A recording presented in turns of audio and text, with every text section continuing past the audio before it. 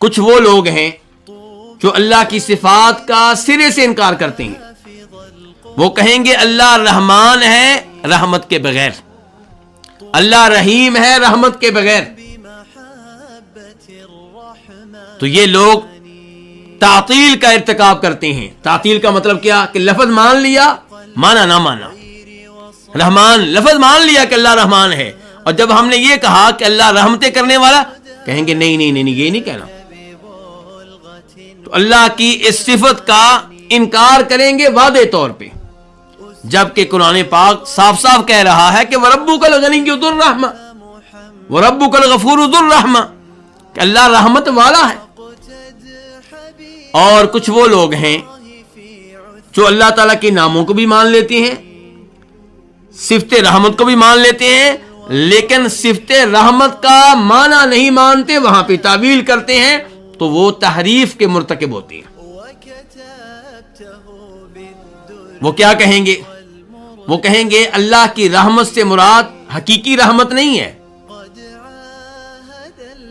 کون سی رحمت ہے؟ مجازی رحمت. کیا مطلب بھی کیا کہنا چاہتے ہیں آپ؟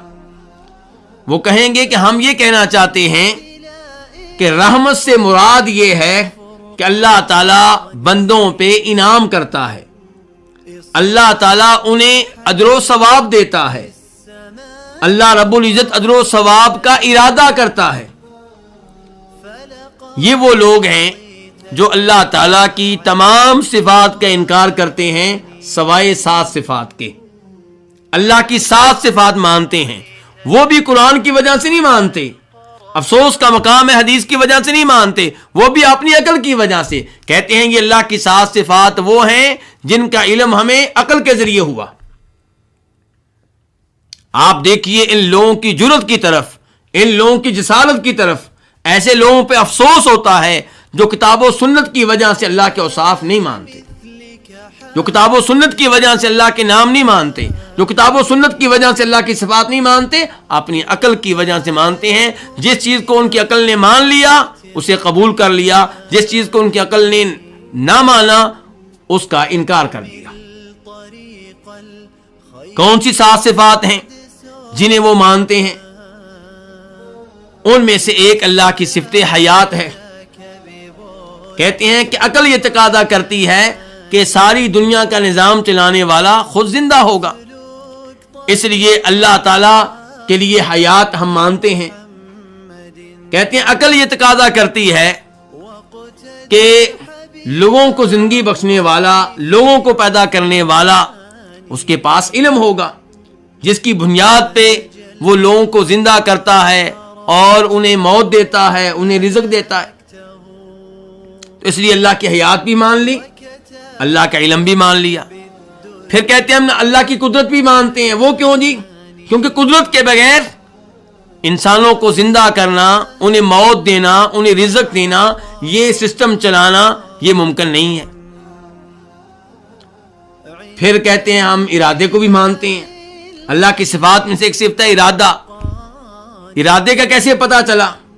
کہتے ہیں کہ کسی کو قد لمبا دینا، کسی کو چھوٹا قد دینا یہ ارادے کے بغیر ممکن نہیں ہے.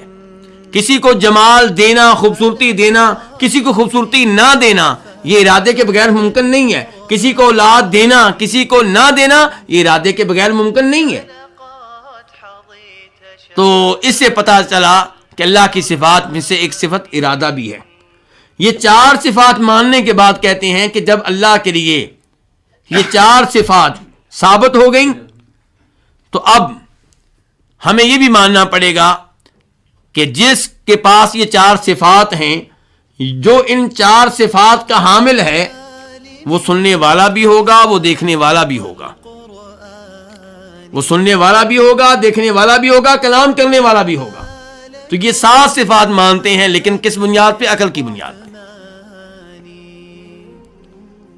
چونکہ ہمارا یہ موضوع نہیں ہے اس لیے میں اس کی تفصیل میں نہیں جانا چاہتا، ورنہ ان سے یہ سوال کیا جا سکتا ہے بھائی کس کی عقل کو تم نے معیار بنایا ہے؟ تمہاری عقل یہ کہتی ہے کہ اللہ تعالیٰ کے لیے 7 صفات ہیں، باقی نہیں ہے.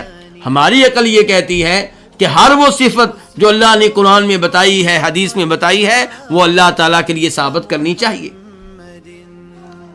اور انبیاء کرام علیہم السلام اور صحابہ کرام رضوان اللہ علیہم اجمعین جو سب سے بڑھ کر عقل والے تھے اور جن کی عقل سلیم تھی، وہ بیرونی افکار سے آلودہ نہیں تھی، وہ منطق اور فلسفے کے زیر اثر نہیں تھی، انہوں نے اللہ کے سبھی ناموں کو تسلیم کیا ہے جو قرآن و حدیث میں آئے ہیں، اللہ کی تمام صفات کو ماننا ہے جو قرآن و حدیث میں آئی ہیں۔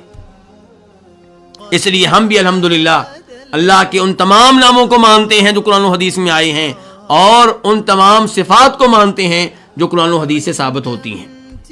تو ہم یہ کہتے ہیں کہ اللہ کی صفات میں سے ایک صفت کیا ہے؟ رحمت، اور اس کو اس کی حقیقت پہ محمول کرتے ہیں، اس کو اس کے ظاہر پہ محمول کرتے ہیں۔ ہم نہ تعویل کا ارتکاب کرتے ہیں، نہ تحریف کا ارتکاب کرتے ہیں، نہ تعطیل کا ارتکاب کرتے ہیں، اور نہ ہی ہم تشبیہ میں واقع ہوتے ہیں۔ ہم یہ نہیں کہتے کہ اللہ کی صفت رحمت مخلوق کی طرح ہے، جیسے ماں اپنے بچے پہ رحم کرتی ہے اللہ ایسے ہی رحم کرتا ہے، نہیں، ہم کہتے ہیں اللہ رب العزت کی رحمت ویسے ہے جیسے اللہ کے شیان شان ہے، ماں کی رحمت ویسے ہے جیسے ماں کے شیان شان ہے۔ جیسے ماں کمزور ہے، جیسے ماں میں کئی عیوب ہیں، جیسے ماں میں کئی کمزوریاں ہیں، ایسے ہی اس کی رحمت میں کئی کمزوریاں ہیں، کئی عیوب ہیں، اور اللہ تعالیٰ جیسے خود کامل و مکمل ہے، ایسے ہی اللہ رب العزت کی صفت رحمت بھی کامل و مکمل ہے، ہر طرح کے عیب سے پاک ہے۔ جیسے اللہ تعالیٰ کے بارے میں ہم کہتے ہیں سبحان اللہ کہ اللہ ہر عیب سے پاک ہے، ہر کمزوری سے پاک ہے، ہر نقص سے پاک ہے، ایسے ہی اللہ کی صفت رحمت ہر عیب سے، ہر کمزوری سے، ہر نقص سے پاک ہے۔ اللہ کی صفت رحمت ویسے ہے جیسے اللہ کے شیان شان ہے، ہم اس کو مخلوق کی رحمت کے ساتھ تشبیہ نہیں دیتے، اور نہ ہم اس کی کوئی کیفیت بیان کرتے ہیں۔